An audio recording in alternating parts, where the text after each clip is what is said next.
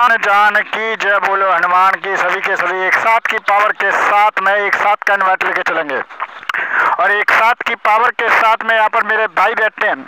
आज एक टॉपिक बोला गया द्रौपदी। आज मैं द्रौपदी और महाभारत के टॉपिक पर बोलूँगा जिसमें महाभारत में गलतियाँ द्रौपदी की भी थी और गलतियाँ यहाँ पर एक पूरा महाभारत युद्ध कैसे छिड़ा और कैसे उसका प्रकरण हुआ, कैसे इसमें कारण हुआ, सभी के सभी एक साथ की ताकत के साथ में। द्रौपदी कुछ कारणों से आजकल आपने देखा होगा महाभारत अपने घर में लोग रखना नहीं चाहते। द्रौपदी जैसी पत्नी कोई नहीं चाहता कि उसके घर में आए। सभी के सभी एक साथ में इन्वाइट लेके चलेंगे। कोई नहीं चाहता द्रौपदी ऐसी लड़की हमारे परिवार में आए और कलेश हो और महाभारत हो। सभी लोग जानते हैं कारण क्या है। द्रौपदी जब बेशक उसके साथ गलत हुआ लेकिन उनको उनका दंडनीय मिला। कर्ण को भी दंड मिला, भीष्म पितामह को भी दंड मिला और जितने भी सत्य के प्रेरी थे, सत्य का साथ देने वाले थे, सबको वहां पर दंड मिला। लेकिन द्रौपदी का भी दंड था। द्रौपदी का कारण क्या था कि उसको सभा में लज्जित किया गया। क्यों? ये तो परमात्मा कहीं नहीं कहता कि यदि तुम गलत करोगे तो आपको सही मिलेगा, यदि तुम सही करते रहोगे तो आपको गलत मिलेगा। नहीं, कहीं ना कहीं द्रौपदी ने अपनी गलतियां की। सभी के सभी एक साथ में इन्वाइट लेके चलेंगे और एक साथ की पावर के साथ में। द्रौपदिया ने भी कुछ न कुछ गलतियां की है। अपने ससुर का अपमान करना पर ब्रह्म परमेश्वर के समान माना जाता है। जब कोई स्त्री अपने ससुर का अपमान करती है, पिता तुल्य का अपमान करती है, उसको समझ में आना चाहिए कि कहीं न कहीं वो भी गलत आचरण, गलत विचारधारा के प्रमुख चल रही है। जिसमें जब एक बोला गया कि द्रौपदी बोली अंध के अंध रहे, मतलब उसके पिता भी अंध के अंध रहे, जो ससुर के समान जो पवित्रता से कभी आपने बोला जाए, उनकी माता ने, दुर्योधन की माता ने कभी पाप नहीं किया था, उसके पिता ने कभी पाप नहीं किया था, लेकिन शकुनी के साथ कुछ गलत हुआ था तो उसका श्राप जो है ना वो पनफा था। लेकिन द्रौपदी का श्राप कभी नहीं पनफा। सभी के सभी एक साथ की ताकत लेके चलेंगे और एक साथ की पावर में। ये बहुत बड़ा टॉपिक बोलने जा रहा हूँ, इस बात को ध्यान से समझना। यदि कोई स्त्री कोई गलत काम करती है या अपने ससुर का अपमान करती है या अपने पिता तुल्य का किसी का अपमान करती है तो उसके श्राप और उसकी पवित्रता खत्म होती चली जाती है, उसकी शक्तियाँ खत्म होती चली जाती हैं, चाहे कोई भी व्यक्तिगत हो। यदि वही स्त्री अपने पति, पिता, धर्म के साथ चलने वाली स्त्री होगी तो उसका छोटा श्राप भी उसको लगेगा सत्य के साथ देने वाले व्यक्ति का। वैसे ही महाभारत युद्ध के अंदर आपने देखा होगा, सभी के सभी एक साथ की पावर के साथ में लेके चलेंगे। एक साथ का इन्वाइट, एक साथ का यहाँ पर जितने मेरे भाई बैठे हैं। मैं एक टॉपिक बहुत लंबा होगा इसलिए शॉर्ट में आपको समझाता हूँ, क्योंकि महाभारत युद्ध के अंदर आजकल आपने देखा भी होगा कि सोशल मीडिया पर भी वैसे भी महाभारत युद्ध हुआ होने के बावजूद हमारे देश के अंदर कुछ ये कलंक लगा कि द्रौपदी का चरित्रहीनता वाला काम किया गया, द्रौपदी पर एक तरह से बोला गया, द्रौपदी की वस्त्रहीन वाला काम किया गया, जो हमारे देश के ऊपर गलत कार्य हुआ। ठीक है, सभी के सभी एक साथ की पावर के साथ में लेके चलेंगे। जो उसके पाप के भागीदार श्री कृष्ण भगवान क्या कहते हैं? भगवान ने द्रौपदी का साथ खुलकर नहीं दिया। आप ये सोचते हो खुल के दिया या नहीं दिया, उसकी लज्जा बचाई, क्योंकि गलत किया जा रहा था, उसकी लज्जा बचाई। लेकिन एक स्त्री की लज्जा बचाना हर हिंदू का काम होता है, चाहे वो लड़की कैसी भी हो, चाहे वो लड़की गलत हो या वो कैसी भी लड़की हो, उसके वस्त्र को ढकना एक सनातनी का कर्तव्य है और उसको वो करना चाहिए, उसको वो करना चाहिए। चाहे वो लड़की कितनी भी गलत क्यों ना हो, उसको उसके वस्त्र को हमेशा ढकना चाहिए, ना कि एक ब्रॉड पर। तो एक ब्रॉड चलता था, भगवाधारी, नाम सुना होगा, जो कि आपने देखा उसको पैसों के लिए तोल कर मुल्लों को गाली दिलवाने के लिए वस्त्र उतरवाने की बात चल रही थी। भगवान श्री कृष्ण ने क्या बोला था? चाहे उसने अपने ससुर का कितना भी अपमान क्यों ना किया हो, लेकिन स्त्री की वस्त्र की बात आए तो हर सनातनी को उसके वस्त्र को ढकना चाहिए और हमेशा से।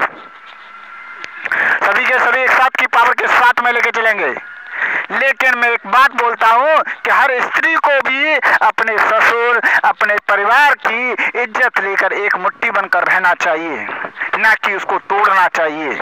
परिवार को जोड़कर चलना ही सबसे बड़ी स्त्री का परम धर्म होता है, कर्म होता है, और उसको करके चलना चाहिए, क्योंकि जो परिवार एक मुट्ठी बनकर रहेगा, किसी की औकात नहीं होगी कि उसकी तरफ उंगली उठा के देख सके। घर में महाभारत करना तो बड़ा आसान होता है, लेकिन महाभारत को खत्म करना बहुत बड़ा पुण्य का काम होता है। जैसे कि आप ले सकते हो तो लास्ट में श्राप आपने देखा होगा कि दुर्योधन की माँ का श्राप प्रफलित हुआ था और भगवान को भी उनके आगे नतमस्तक होना पड़ा था। कारण क्या था कि उन्होंने परिवार को कभी तोड़ा नहीं, अपने स्वार्थ के लिए किसी को श्राप दिया नहीं, अपने स्वार्थ के लिए उन्होंने स्वार्थ के लिए कभी श्राप दिया नहीं, और हमेशा से उन्होंने अपनी तपस्या पतिव्रता का उन्होंने हमेशा सम्मान किया। सभी के सभी एक साथ की पावर के साथ में चलेंगे और एक साथ की ताकत के साथ में। मैं देखना चाहता हूँ एक साथ में कौन कौन मेरा भाई इन्वाइट लेके चल रहा है। यहाँ पर ऐसी ऐसी पवित्र नारियां हुई जिन्हों के श्राप को पनपा, और हमेशा से एक साथ में यदि उन्होंने श्राप दे दिया तो वो हमेशा होता भी, आज कलयुग में भी होता है। ऐसी ऐसी नारियां हैं जिनके मुंह से जबान से निकला शब्द एक एक सत्य निकलता है, और आज भी ऐसे ऐसे बंदे हैं जिनके मुंह से निकला एक एक शब्द भी सत्य निकलता है, और सत्य के साथ में वो पनपता भी है। लेकिन कारण क्या है, हम क्या करते हैं, हमें क्या चाहिए। आज हमारा कोई गर्लफ्रेंड है और हमारी शादी हो चुकी है, अरे एक हाथ में लड्डू दूसरे हाथ में भी लड्डू, ठीक है, ये होता है आज की पवित्रता। भाई ये पवित्रता नहीं होती। फिर कहते हो भगवान हमको मिलते नहीं, भगवान हमारे पास आते नहीं, और हमें भगवान चाहिए शास्त्रार्थ के अनुसार। कर्म हमारे गलत हैं और भगवान को हमें निरपक्षता से सामने चाहिए प्रकट होते हुए। सभी के सभी एक साथ की ताकत के साथ में मैं कड़गा शब्द बोलता हूँ, कड़गा शब्द बोलता हूँ, लेकिन बोलता सत्यता के साथ में हूँ। यार हम मनाते हैं, दोस्त हम मनाते हैं, लेकिन सत्य का साथ देंगे नहीं, अधर्म हम करेंगे। परमात्मा हमारे पीछे आए और हमारे पीछे पीछे डोले, ऐसा हम सोच के चलते हैं, और यही कारण है कि हम अधर्म की तरफ बढ़ते चले जा रहे हैं और भगवान को भूलते चले जा रहे हैं। हमें सत्य का साथ देना चाहिए और हमेशा सत्यता के साथ में रहना चाहिए। सभी के सभी एक साथ की ताकत के साथ में चलेंगे। जितने यहाँ पर भाई बैठते हैं, 28 भाई बहन बैठते और एक साथ कहने बैठते हूँ, एक साथ की पावर के साथ में मैं जो टॉपिक बोलता हूँ वो टॉपिक एकदम सत्य और एक साथ में लेके चलता हूँ, क्योंकि हमेशा मैं सत्य का साथ देता हूँ। यहाँ पर बात बोली जाती थी, मैंने टॉपिक में भी बोला, चाहे वो स्त्री कितनी भी गलत हो उसको समझाना एक सनातनी का कर्म होता है। यस या नो? नीचे से इन्वाइट अभी थोड़ी देर रोकना, ठीक है, मैं जब बोलूंगा उसके बाद में इन्वाइट मानना सभी के सभी, और रुकना इस टॉपिक को सुनने के लिए, ठीक है। क्योंकि सनातनी एक वो चीज होती है, क्योंकि हमको 28 भाई बहन बैठते हैं, और एक बहुत बड़ी बात मैं आपको बताऊंगा कि धर्म के लिए हमें हमेशा से एक बात बोली जाती है, चाहे व्यक्तिगत को, आप अपने परिवार के अंदर किसी को भी, ठीक है, सब लोग बोलते हैं इन्वाइट मारो इन्वाइट मारो इन्वाइट मारो, ठीक है। पहले मैं इस टॉपिक को बोल रहा हूँ, इस टॉपिक के लिए आप फूकोगे, ठीक है। हमको सबसे पहले अपने परिवार को एक मत, एक कट्टर बनाना होगा, सनातनी बनाना होगा। उस सनातनी बनाकर ही हमारे अंदर, यदि हम 30 बंदे हैं और एक परिवारता की जगह जो भी काम करें एक लक्ष्य थ्रू बनाकर करें, उससे 2 मिनट के अंदर यदि हमने बना लिया कि हमें मिशन करना है और कितने बजे करना है, 8 बजे करना है, तो 8 बजे एंट्री द चैट रूम हो जाना है। उसको बोलते एकाग्रता। ये नहीं कि मिशन तो हो ही जाएगा, 2 आए 2 चले गए, 2 आए 2 चले गए और उसके बाद में मिशन हो गया। उसको हिंदू राष्ट्र नहीं बोलते, उसको बोलते हैं आए, हाजिरी लगाई, अटेंडेंस लगाई और यहाँ से निकल गए, उसको बोलते हैं अटेंडेंस मीन्स, ठीक है। मैं अभी इन्वाइट मानने के लिए नहीं बोल रहा, ठीक है, इन्वाइट मानने के लिए नहीं बोल रहा, अभी इन्वाइट रोक देंगे, बाद में इन्वाइट मान लेंगे, लेकिन इस टॉपिक को पूरा सुनेंगे। जैसे हिंदू राष्ट्र के लिए हमें परिवार को एक मत बनाना पड़ेगा। हम जाते हैं अपने परिवार के अंदर, जाने के बाद में मम्मी के जिस दिन पैर छूने होंगे उस दिन छुएंगे, पिता के जिस दिन पैर, जो रिश्तेदार आ जाएंगे तो पैर छुएंगे, उसके बाद में चले जाएंगे तो पैर छूना ही बंद कर देंगे। इसको हिंदू राष्ट्र बोलते हैं क्या? इसको हिंदू राष्ट्र बोलते हैं क्या? नहीं। हमको सबसे पहले धरती माता को पूजना चाहिए, फिर अपने माता पिता के पैर पूजकर आशीर्वाद लेना चाहिए। सबसे पहले हमारे पर ब्रह्म परमेश्वर होते हैं माता पिता, और हमारा एक लक्ष्य यदि हमारा एक है, उसको हमें संगठित करने से पहले टाइम की हमेशा से वैल्यू रखनी चाहिए। जो टाइम के साथ चलता है वही व्यक्ति हमेशा टाइम के साथ रहता है। यदि आप बोला जाए युद्ध चालू हो जाए और युद्ध हो रहा है 8 बजे और आप पहुंच रहे हो 10 बजे, तो हमारे जो पहुंचने वाले वीर जवान थे वो तो मारे जाएंगे नहीं जाएंगे। तो वैसे ही हमको हमेशा यदि किसी भी हिंदू राष्ट्र का मिशन का कंप्लीट करना है, यदि हिंदू राष्ट्र का सपोर्ट करना है, तो हमारे अंदर एकाग्रता होनी चाहिए। हमेशा अर्जुन से क्या बोला गया था, तेरे को मछली का क्या दिखाई दे रहा है? सब लोग मैं से बोले मेरे को टांग दिखाई दे रही है, मेरे को मुंह दिखाई दे रहा है, मेरे को पक्षी दिखाई दे रहा है। लेकिन अर्जुन ने क्या बोला, मेरे को केवल आंख दिखाई दे रही है और मैं केवल आंख को ही निशाना बनाऊंगा, लक्ष्य बनाऊंगा। सभी के सभी भाई अब इन्वाइट मानना, ठीक है? जब से तो मैं बोल नहीं रहा था इन्वाइट मानने के लिए, अब एक लास्ट का इन्वाइट लेना। मैं इस टॉपिक को सीधा बोलता हूँ। अर्जुन का जितने यहाँ पर भाई बैठे थे उन्होंने को दिखाई दिया कि अर्जुन की केवल एक आंख दिखाई दे रही है, और हिंदू राष्ट्र के वीरों को केवल हिंदू राष्ट्र दिखाई देना चाहिए। बाद बाकी मुल्ले कटल्ले जिहादी और पाकिस्तानियों को छोड़ो, केवल हिंदू राष्ट्र की तरफ लेके चलो। सबसे पहले गद्दारों में गोली मारो, सबसे पहले गद्दारों में गोली मारो। हिंदुस्तान में रहकर हिंदुओं का विरोध करने वाले, हिंदुस्तान में हिंदुओं का विरोध करने वाले, उनको यहाँ से पाकिस्तान की टिकट भिजवा देनी है, ठीक है? सभी के सभी एक साथ का इन्वाइट लेके चलेंगे पावर के साथ में और एक साथ की ताकत के साथ में। हमको सबसे पहले मैंने एक ही बात बोली थी, हिंदू राष्ट्र जब तक नहीं बना सकते जब तक हमारे देश के अंदर अदालत है। मैं हमेशा बोलता हूँ जिस अदालत में, टॉपिक में इसलिए बोलता हूँ, जिस अदालत का नाम लिया जाता है जहाँ पर गवाह खरीदे और बेचे जाते हो, न्यायपालिका को धंधा बना दिया गया हो, न्यायपालिका को धंधा बना दिया गया हो, ऐसी न्यायपालिका का जब तक सपोर्ट आप लेते रहोगे कभी हिंदू राष्ट्र नहीं बन सकता, कभी तुम सत्य के प्रति नहीं जा सकते। जो गरीब है उसे न्याय नहीं मिलेगा, जो अमीर है उसे न्याय मिलेगा। यही कारण हिंदुस्तान में जागृत हो चुका है और यही कारण है कि आज के डेट में हमारे पहले छोटे छोटे क्या होते थे, गांव के प्रधान होते थे, उनमें न्याय मिल जाता था।